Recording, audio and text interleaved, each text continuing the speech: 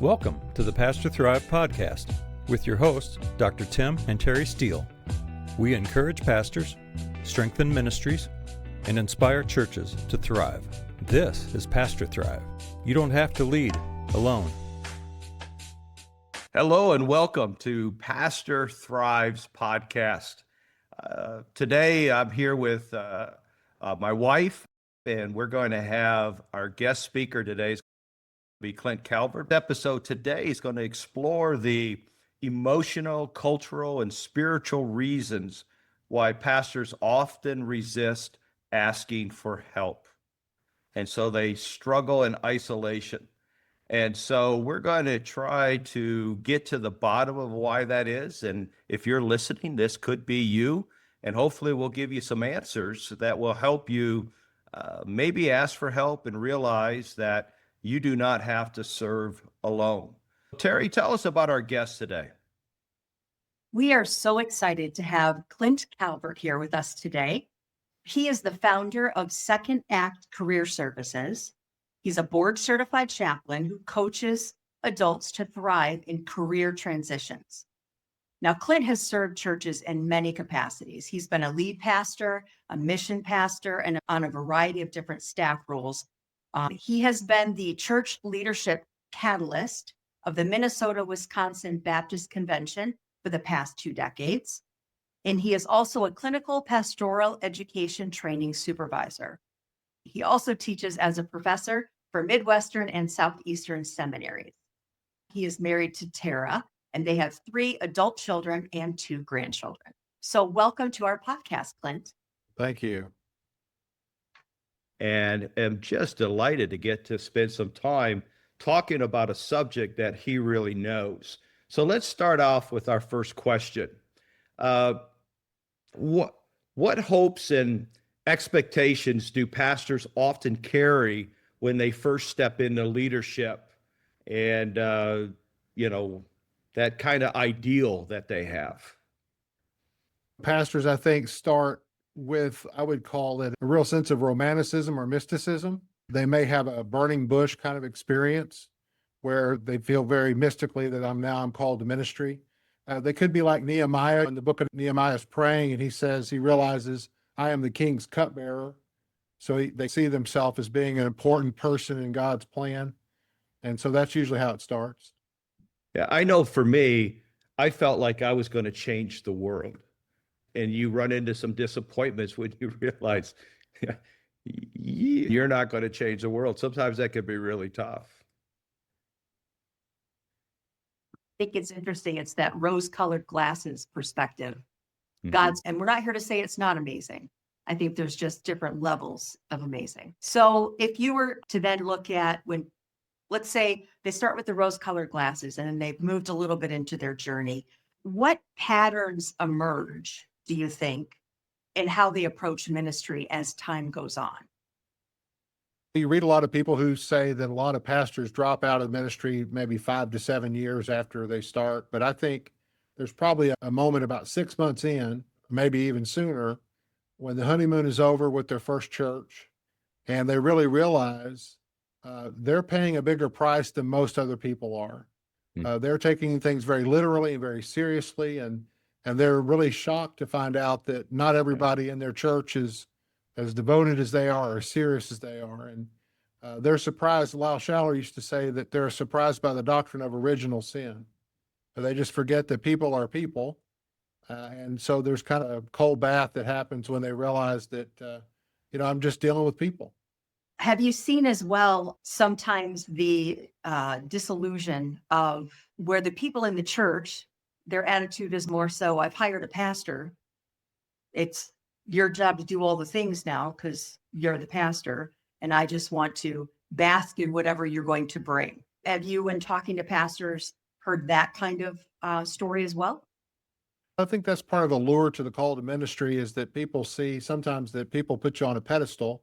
But the idea is that, that they do have a lot of expectations, a lot of hope, that for some reason that calling you to their church is going to be different. And I think sometimes the pastor foolishly reinforces that hope. And they don't keep people's expectations realistic. And to me, that's a part of the dynamic that happens between the church and the pastor is really high expectations, and pastors not willing to say that maybe that not everything that we hoped is going to happen. How do they encourage that foolish hope? What are some of the things that pastors will do that keeps them on a pedestal? I think it gets baked into their pastoral identity. And so sort of what happens is they see themselves as being responsible for the church, and they take it so personally. They want to personalize everything that happens, whether it's good or bad. And I think the real breakdown and the failure is that a lot of times pastors just don't understand what a political or influential kind of role being a pastor is. In fact, a lot of pastors will recoil from that notion that I'm some kind of political person. Lyle Schaller had a famous book called Survival Tactics in the Parish. And his premise in the book, his thesis was, why cut your own throat when many in the church will gladly do it for you? And that sounds so cynical and it sounds so harsh, but that's the reality that pastors are coming up against. They want to function in a mystical, romanticized world where they're the hero of the story, helping everybody out. And what they're really dealing with are people that are just people who put their pants on one leg at a time and who are going to be motivated by influence and sometimes even political realities. And a lot of people really react to this, but I think that is really where the real conflict starts, is the idea that things are supposed to be a certain way because I'm the pastor. And then you find out, oh, the people expect me to do my homework. The people expect me to know what I'm talking about, that they're not just going to take my word for it because I have the office. And so there's a lot of reckoning that has to happen. As we're talking about the silent weight that many pastors carry, when do pastors typically begin to recognize that there's something wrong here? They might not be speaking it out loud, but they know that the weight that they're carrying, the expectations that are set on them are just too high.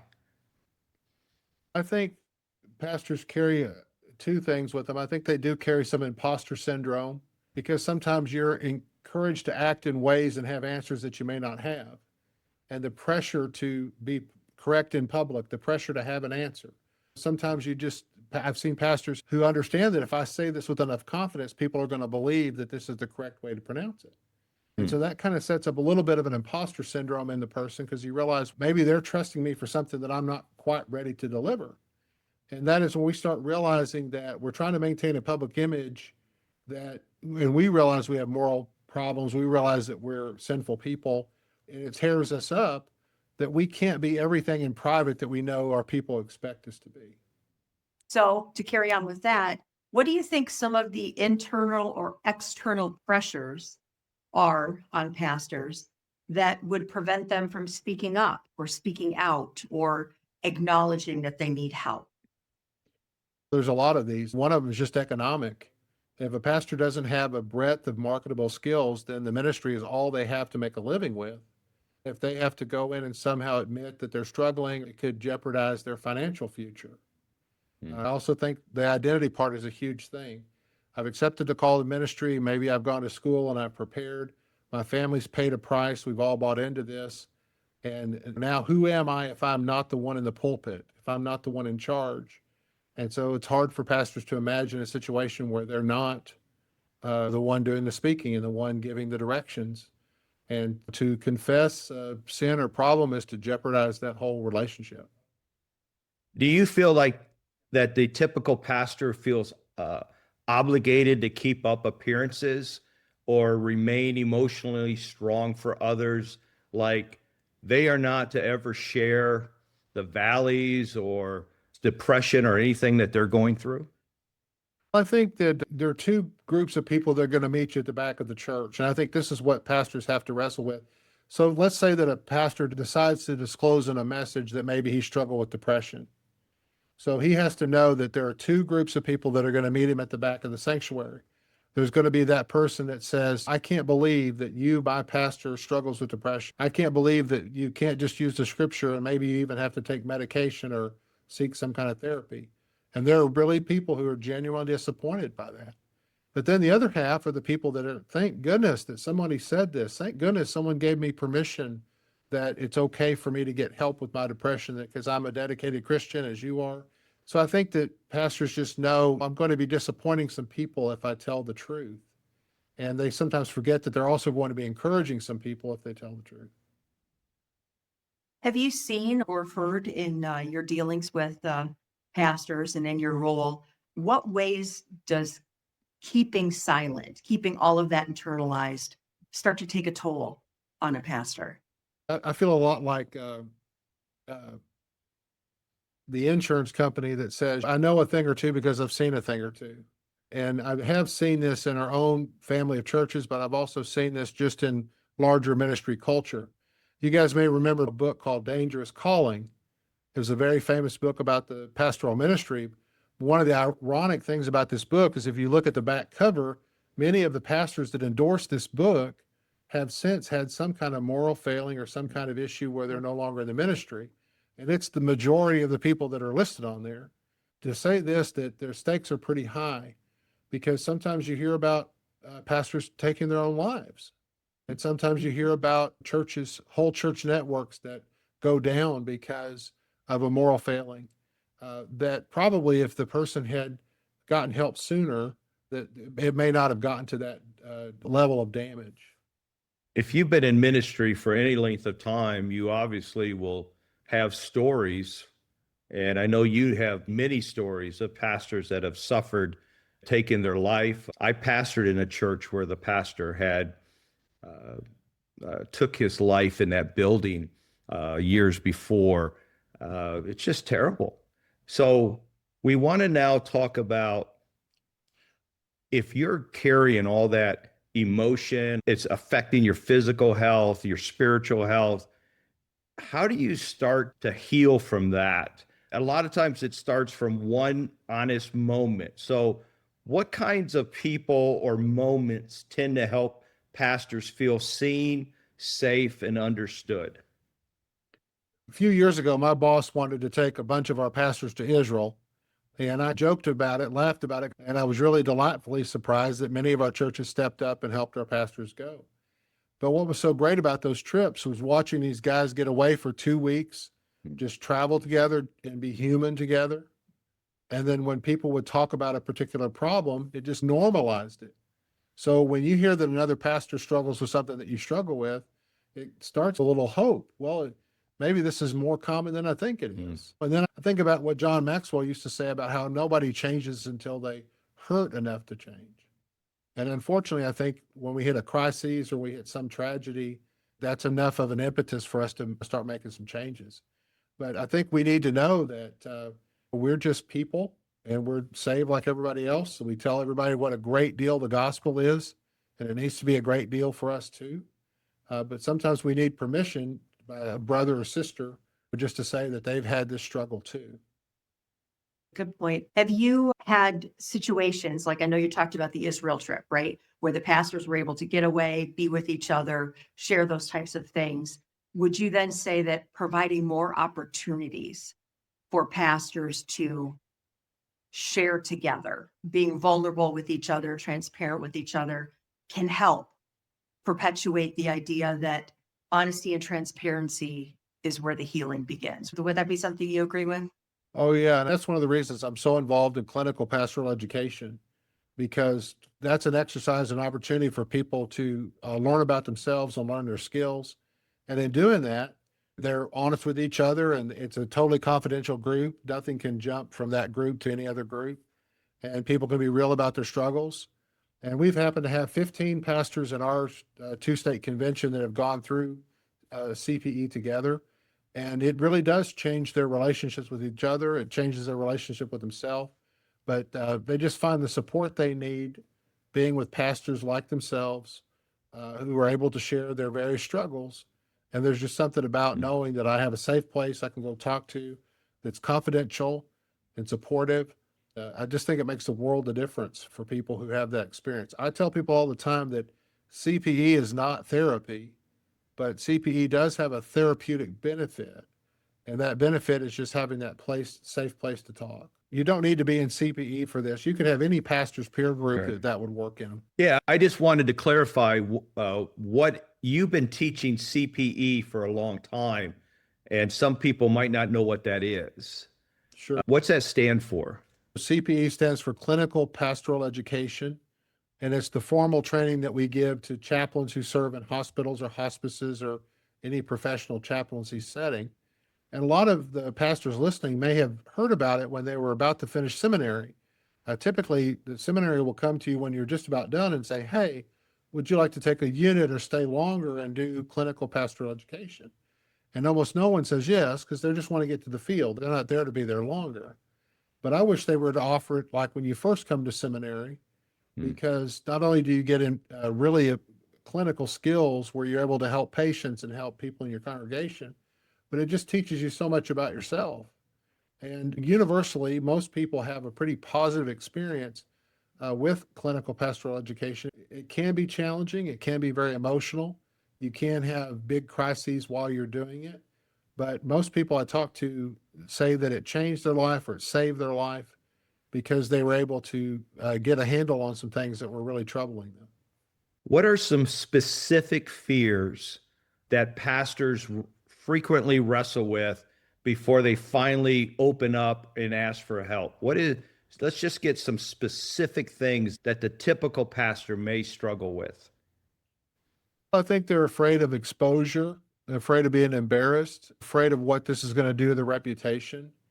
There was a time in my life that I sought counseling and help, and so I actually went to Catholic Charities, which is a social service agency here in our state.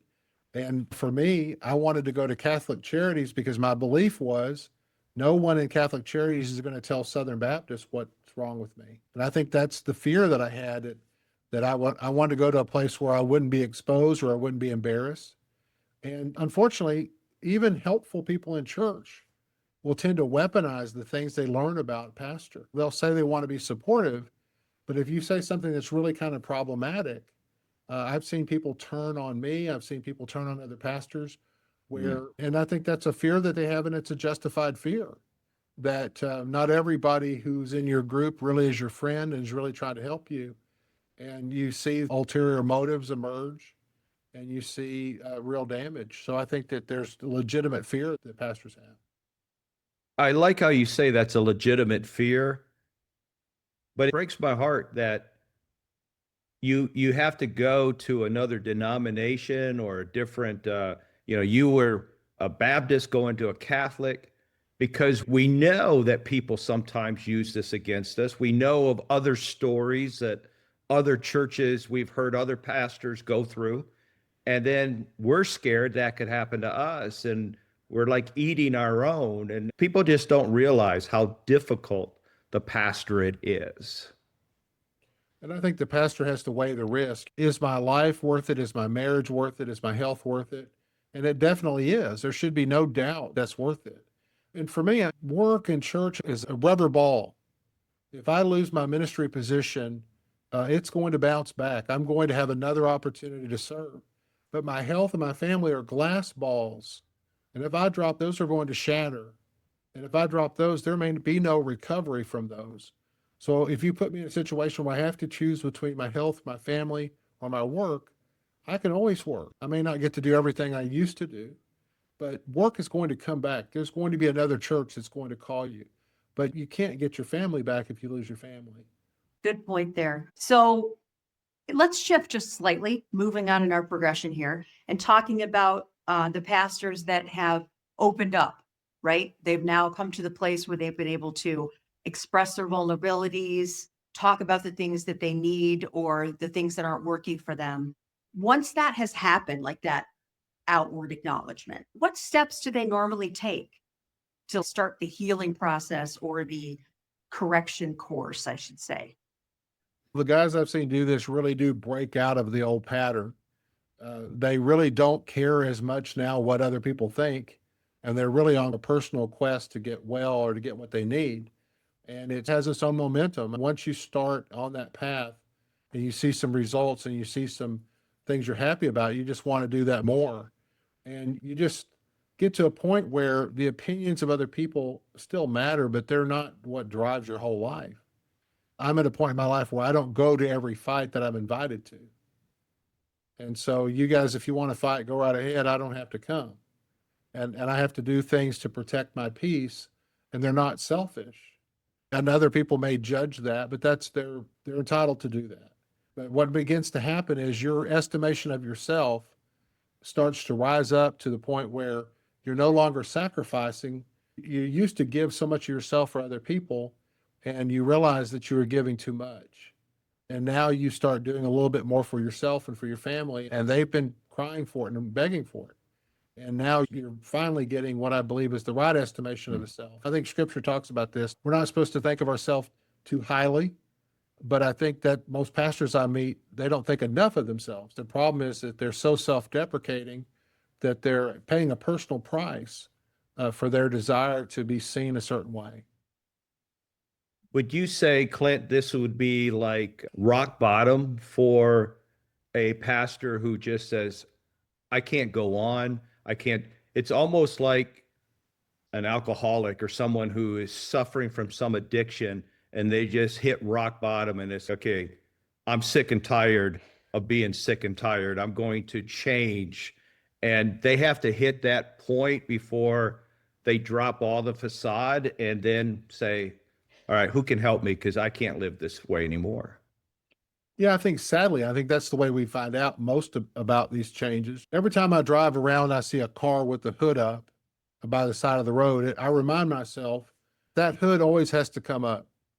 And the choice is going to be, is my hood going to come up when I'm on a dark road and far from help and have to be helped? Or is it going to come up in a garage? And I would rather it come up in the garage when I have a technician and all the tools to maintain it and everything I need right there to take care of the problem. And I think, unfortunately, a lot of us make a decision. We'll just wait till we run out of gas. We'll wait till we're completely broken down. And I think it's wiser to say, hey, the hood has to come up. So why don't we have it come up when it's in an environment where we can get support rather than an environment where we're having to rebuild? That's great. We're about to start talking about steps you can take to improve and get some help. So I think our time is run out. And I think this would be a great place to stop. But we're going to invite Clint to come back in our next episode and actually give us action steps that if you're hurting and you're having this kind of pain and you don't know who to talk to, how do you get some help before it affects you physically, emotionally, and maybe affects your marriage? And so that's what we'll be talking about in our next episode. I want to thank Clint Calvert for being our guest today, my wife Terri for helping us, and for Kevin Norris, who is our producer in the studio. We'll see you next time on the Pastor Thrive Podcast. Thanks for joining us on the Pastor Thrive Podcast. Keep leading with courage, keep serving with joy, and remember, you don't walk this road alone.